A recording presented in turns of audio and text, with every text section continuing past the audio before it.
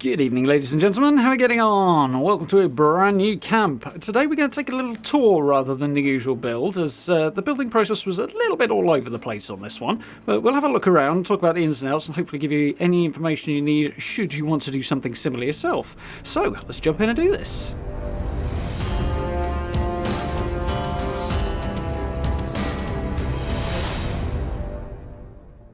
Okay then, so out front, we'll take a little look around in a moment. Let's just have a look at where we are on the map first. You can see here we are, right by Summersville Lake. Summersville just up here. Newgard is there.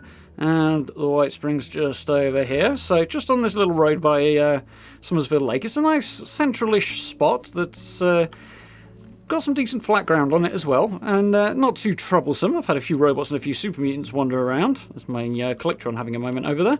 But it's not been a bad place so far. I'm quite liking it. With my last build, the monorail tower, it was a concept I liked, but actually sort of living there was not the most practical thing in the world. So I wanted some more wasteland living that would actually work for me. So that's what we've gone with this. And I thought we'd have another crack at a modern build after the shelter I did a little while ago. And yeah, quite happy with how this has come out. So let's take a little gander around.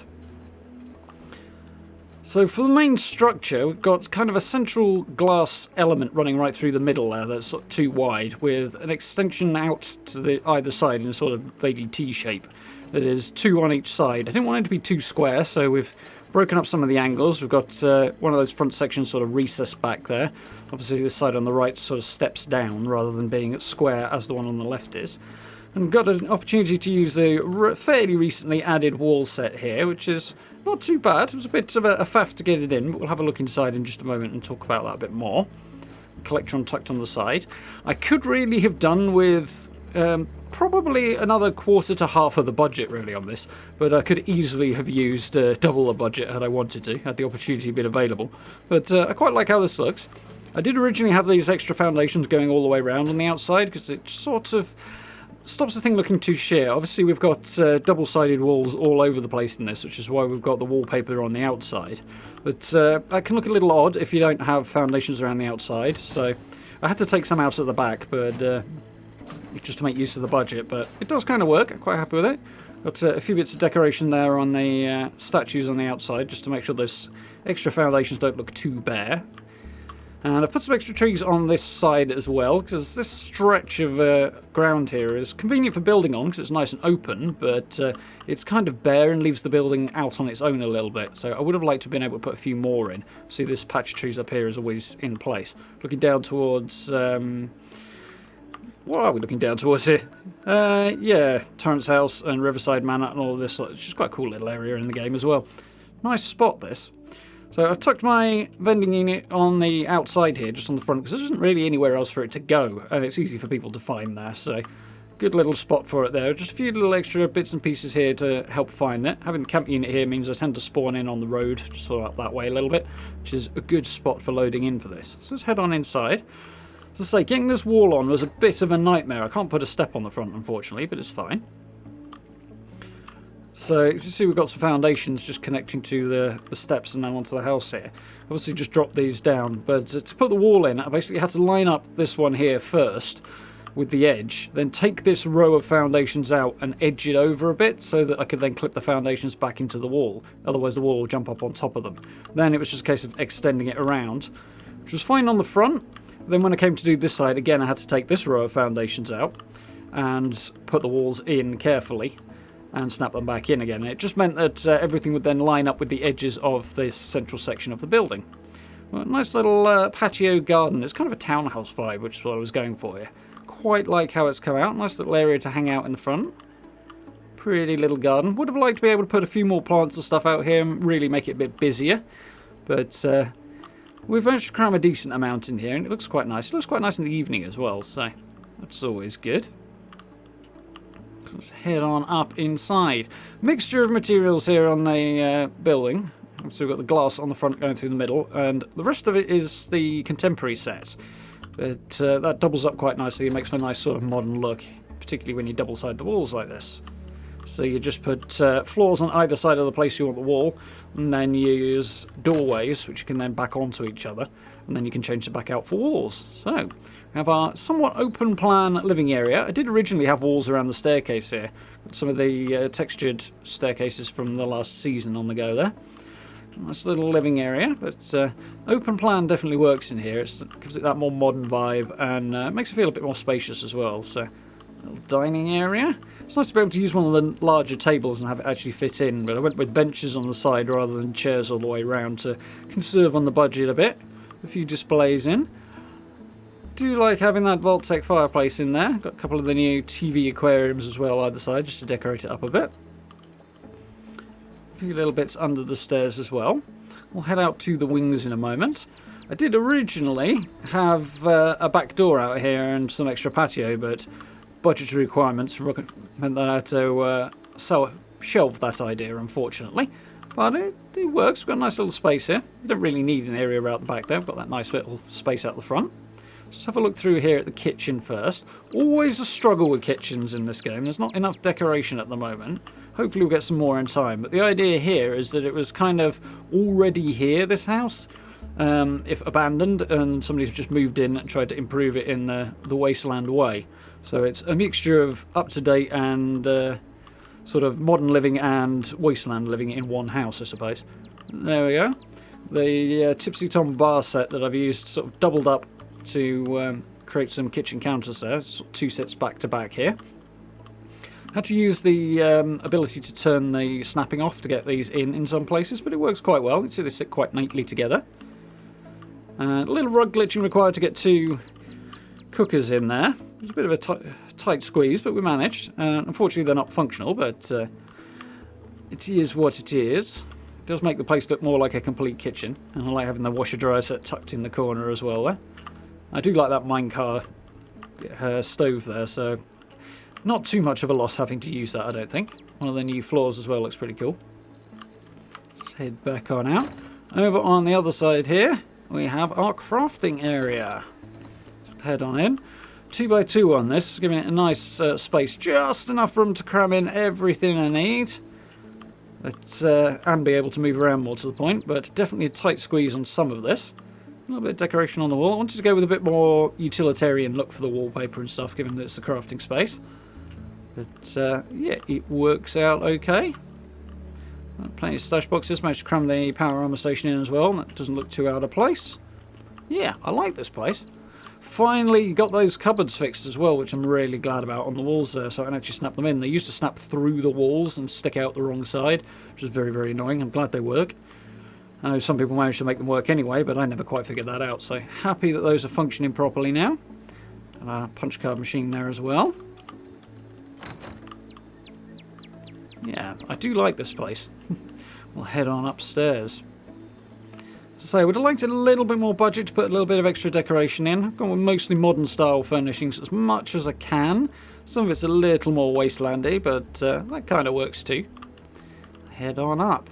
Unfortunately, these retextured stairs that we've got, the new textures are really nice to have, but they don't really match up with any of the floors that we have in-game already. So I've gone with the closest I can get, but it's not quite ideal. So we'll take a look down here in a moment. First, let's have a look in the front bedroom. This is tiny, to be honest, so I went with a children's bed. Normally I don't really go with that one because it is so small, but given the room is tiny, it works better. So, a load of decorations and stuff on the wall. Got all of our magazines and bobbleheads on display in here. Cramming everything in, just to give it that kind of kids' room vibe, which kind of works. And it means I can use them in the camp as well, which is always nice. Tiny little balcony out here. So to get this wall in halfway back, because obviously this is a full wall piece here, with a full floor piece, but this doorway is snapped in the middle. Basically I put two half floors down, which unfortunately don't texture in the same way that the large ones do. So I put the wall on, and with a doorway on there, it means I could just take the floor out from underneath and replace it with a single large one instead of two small ones. So that worked out quite well, which means we get it on a bit of a step. I do wish this side wall wasn't here, and we had a half-width wall instead that I could put on there. So it would just make this balcony a little more open, which would be nice. But it works. Got a little bit of decoration crammed in there. Tiny little space we've got available.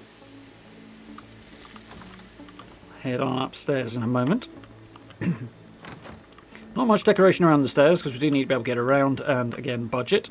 But plenty of light coming in. Let's just step through here to the master bedroom. Again, this one's not got quite as much detail to it, but it kind of works that way because it's a master bedroom. Putting too much in would be a little more childlikeness growing up, I think. So we've got a little mirror on the wall and a dressing table there with some of the White Springs stuff. Some White Springs paintings as well work quite nicely in here. I'm not a big fan of this bed not having any covers and stuff on it. I was tempted to use one of the Vault-Tec ones, but this just kind of fits the style of the room a bit better and the larger space as well, so I went with it in the end. Some curtains up as well. A little bit of decoration. Quite a pleasant little bedroom, I think. Dead simple, but it works. So we've got the double walls on here as well. Squeeze the piano in here just to make some use of this little corridor as well, so I wanted to make some use of the space, otherwise it would just be kind of dead, but just what it is. Using doorways again allow me to get these greenhouse walls to double up as well, which are unfortunately not available just at the moment, but hopefully they'll make a reappearance. I had originally planned to have a full wall across the back, but I really wanted to keep that glass vibe going right the way through the middle, so that's why we've got that there.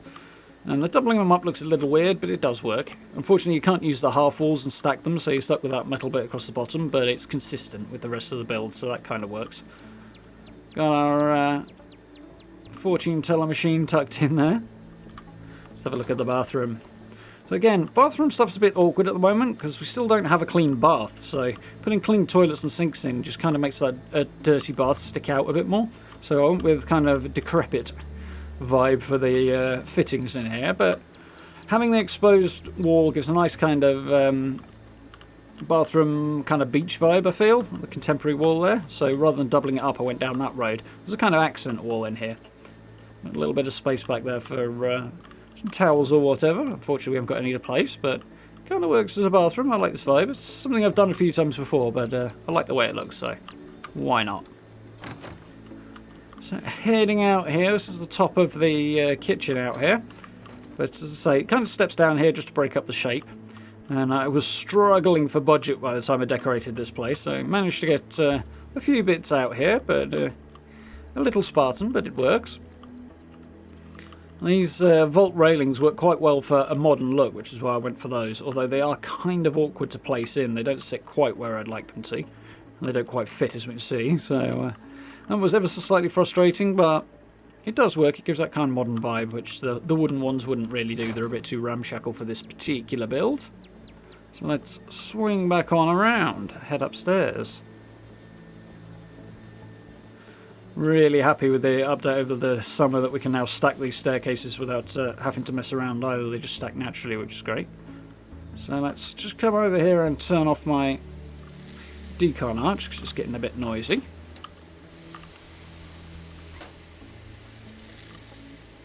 Hopefully.